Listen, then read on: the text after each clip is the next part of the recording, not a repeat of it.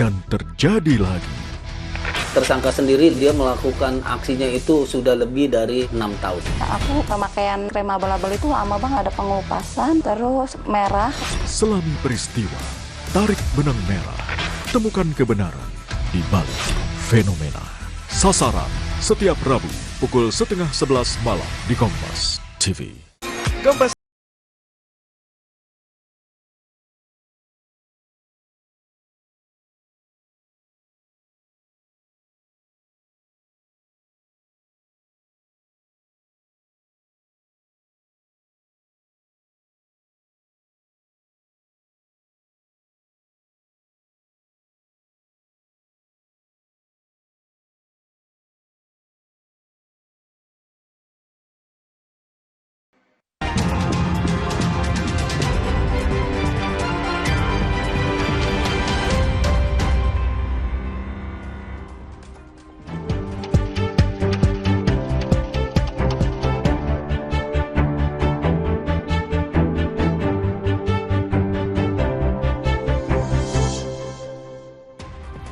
Segmen Sapa Dunia untuk informasi mancanegara. Bersama saya Nanda Aprilia. Informasi pertama, saudara, PBB mengutuk keras serangan Israel terhadap jurnalis Al Jazeera di Gaza. PBB menyebut tindakan militer Israel merupakan pelanggaran berat. PBB menyebut tindakan militer Israel merupakan pelanggaran berat. PBB menegaskan jurnalis dan pekerja media harus dihormati, dilindungi dan diizinkan bekerja dengan bebas. Total 242 jurnalis tewas, saudara, di Gaza sejak 7 Oktober 2023. Terbaru, 5 jurnalis dilaporkan tewas dalam serangan udara Israel di dekat rumah sakit Al-Shifa di kota Gaza pada hari Senin waktu setempat. Militer Israel mengaku bertanggung jawab atas serangan tersebut. I can tell you that the Secretary General condemns the killing of the 6 Palestinian journalists in an Israeli airstrike in Gaza City on August 10th. These latest killings highlight the extreme risks that journalists continue to face when covering this ongoing conflict. The Secretary General calls for an independent and impartial investigation into these latest killings. At least 242 journalists have been killed in Gaza since the war began.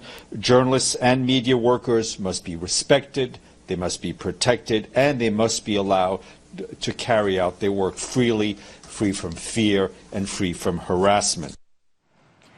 Sementara itu, saudara, warga Palestina yang jadi korban tewas di jalur Gaza terus bertambah.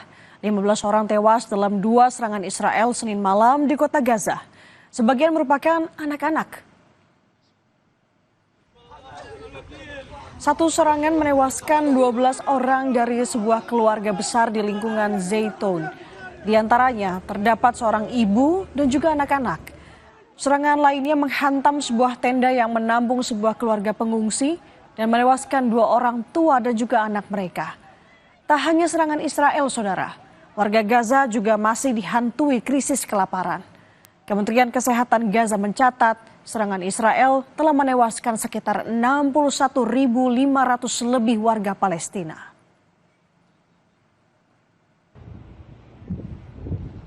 Sejumlah negara terus mengirimkan bantuan ke wilayah Gaza melalui jalur udara di tengah niat Israel untuk menguasai seluruh wilayah itu. Sekitar 2 juta orang di Gaza bergantung pada bantuan kemanusiaan untuk bertahan hidup. Banyak paket makanan yang dijatuhkan melalui udara tercebur ke laut, saudara, tepatnya ke Laut Mediterania atau mendarat di zona merah yang dikuasai militer Israel. Warga Palestina mempertaruhkan nyawa mereka untuk mendapatkan tepung dan kebutuhan pokok lainnya.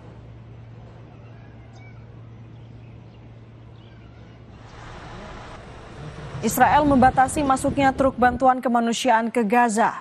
Kantor media pemerintah di Gaza menyebut hanya 1.334 truk bantuan dari total 9.000 truk yang seharusnya diizinkan masuk ke Gaza dalam 15 hari terakhir. Situasi ini memperburuk krisis kemanusiaan di Gaza, saudara. Saat ini Gaza menghadapi krisis kelaparan yang parah, telah menyebabkan ratusan kematian, terutama di kalangan anak-anak, dan malnutrisi ekstrim yang mengancam ribuan lainnya. Krisis ini dipicu oleh pembatasan akses bantuan yang ketat, blokade, serta perusakan infrastruktur seperti rumah sakit dan pabrik roti akibat perang.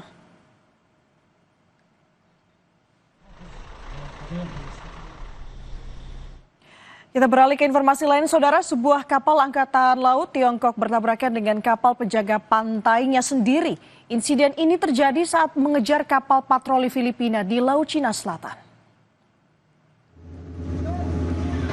Peristiwa ini direkam awak kapal patroli Filipina saat kapal angkatan laut Tiongkok menabrak kapal penjaga pantai yang berukuran lebih kecil. Tabrakan kapal ini terjadi di area terumbu karang beting Scarborough, wilayah tangkapan ikan yang disengketakan Tiongkok dan juga Filipina. Awal kapal Filipina ini mengatakan kapal penjaga Tiongkok ini mengejar kapal milik Filipina dengan kecepatan tinggi sebelum bermanuver dan akhirnya bertabrakan dengan kapal angkatan laut Tiongkok. MRRV 9701. We have medical personnel on board should you need. Saudara, selanjutnya kita simak bagaimana persiapan Hari Kemerdekaan Pakistan yang meriah di jalan-jalan kota Lahore. Informasinya usai jeda.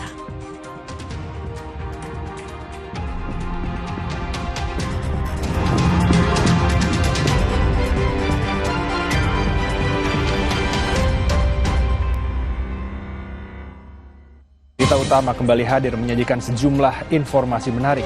Persiapkan referensi utama untuk mengambil keputusan tepat. Jadilah pemirsa utama.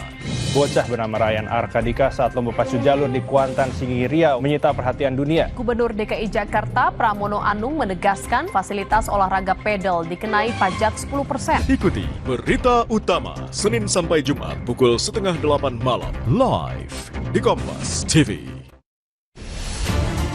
Saya, Budiman Tanurjo, menyambut Anda dalam sebuah forum berkualitas, mencermati Indonesia dengan bijak